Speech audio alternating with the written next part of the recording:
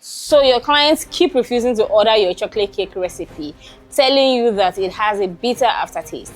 You keep explaining that it's a typical aftertaste that every chocolate cake has. Sit back while I teach you 5 solid tricks that you would use the next time you're baking a chocolate cake that would not give you a bitter aftertaste.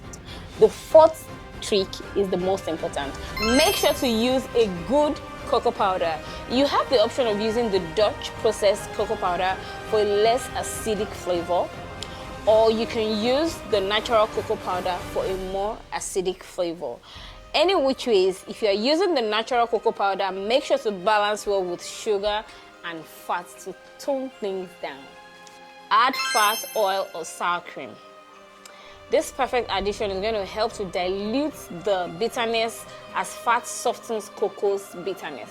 So you ensure that when you add your sour cream, we have different recipes of sour cream. So once you add your sour cream into this recipe, it's going to automatically kill that bitterness that is typical with chocolate cakes. That thing is bloom the cocoa powder.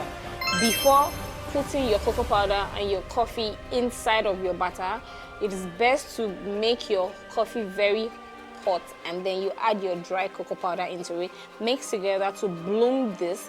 You can also use your hot water or your hot milk if you prefer that. This helps you to achieve a smoother and a more intense overall flavor. Measure your baking soda carefully. A lot of people don't know that too much baking powder in chocolate cake is one of the most common causes of having a bitter aftertaste, because the excess of it leaves a metallic bitter result. So ensure to level your measuring spoon each time you're using the baking soda and resist the urge to add more baking soda into the original recipe, especially if your recipe already contains baking powder. Add salt.